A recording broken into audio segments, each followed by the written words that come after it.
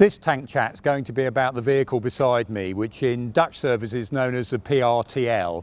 We're very fortunate today to be able to have this vehicle here. It's 2019 and it's about to be our TANKFEST event.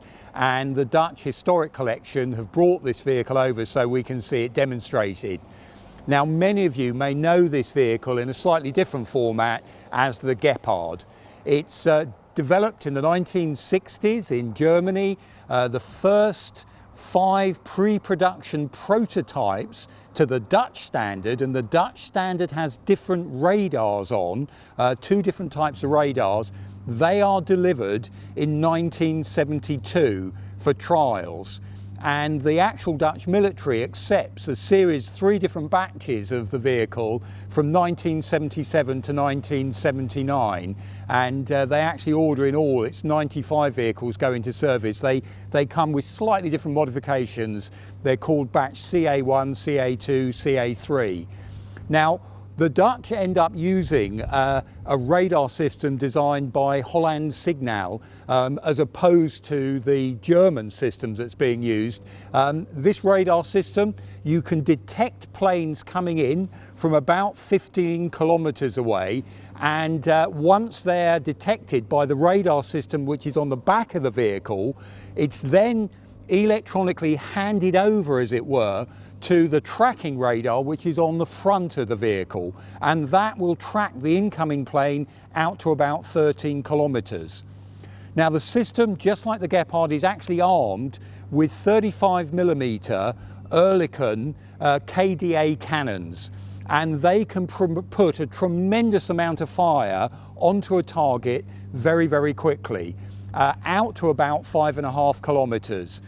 These things, when the 2 cannons are firing together, you've got about 1,100 rounds coming out to that would be equivalent of a minute. It is a ridiculously fast system when it fires, and if you see one of these firing, what comes out the side is the empty spent ammunition cases. So a very short burst of this fire onto a target should do the business. Now, some of the weapon systems, so the ammunition it's firing, it mainly fires armor piercing, a type of armor piercing that's actually designed specifically in an anti-aircraft role. It does a separate type of armor piercing for other types of target. But the idea being that what they call frangible armor piercing discarding sabot, it's called FAPDS.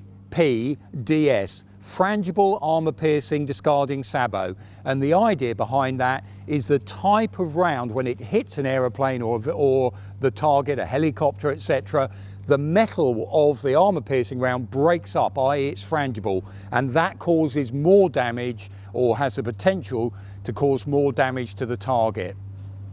So a very effective ground defense system, and it was put into service really to go with the armored units so that it can keep up with tanks going forward, so it's got them a level of close air defense and close air support to protect those vehicles when they're on the battlefield. Now, as you can see, you may recognize the hull here. It's based on the Leopard 1 chassis, and it has slight modifications. It's slightly lengthened. If you look at the wheel stations, the middle wheel stations are slightly further apart.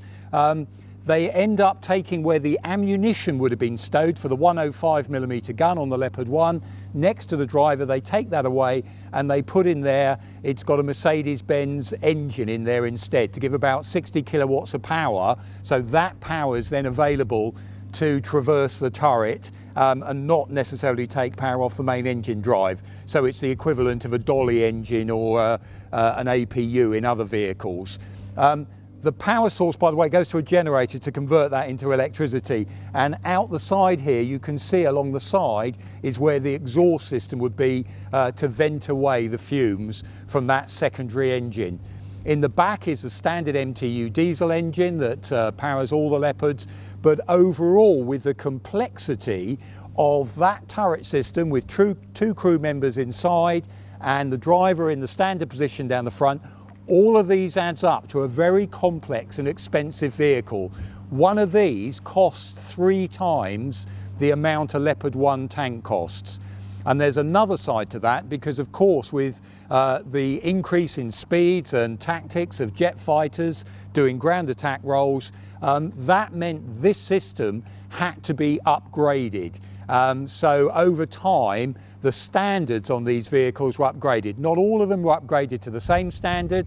And for example, this particular vehicle, it's not digitized in the way that some in the Netherlands Army, the Royal Netherlands Army's fleet was.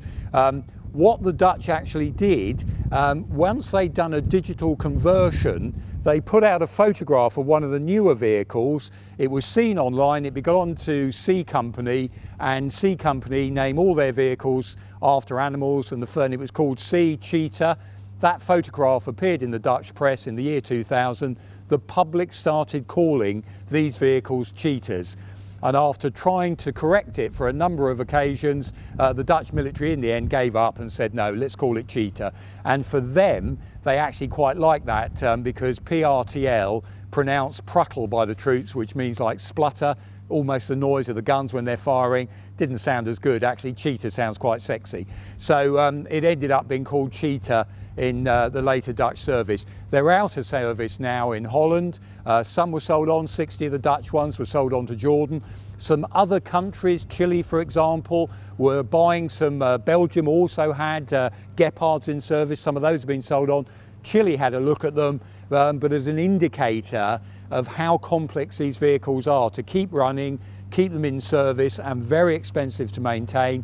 Chile ended up handing 4 of them back, saying, look, we just can't afford to do this. We can't actually maintain them and keep them going. So for many countries, the idea of anti-aircraft guns mounted on a hull has gone out of service. Most of them now have missile systems on an armoured hull instead. And in fact, Leopard at one point was adding missiles on the side of the turrets along with other features. It could be remotely controlled. There was a version where you could actually put the vehicle almost as a camp defence weapon, unmanned by the crews, but it would be linked into a central control point that would then be able to trigger it off. But again, we're very, very grateful to our friends from the Royal Netherlands Army and the historic collection that looks after this particular vehicle for bringing it over to us so people can see it at TANKFEST and you can see it on one of our tank chats.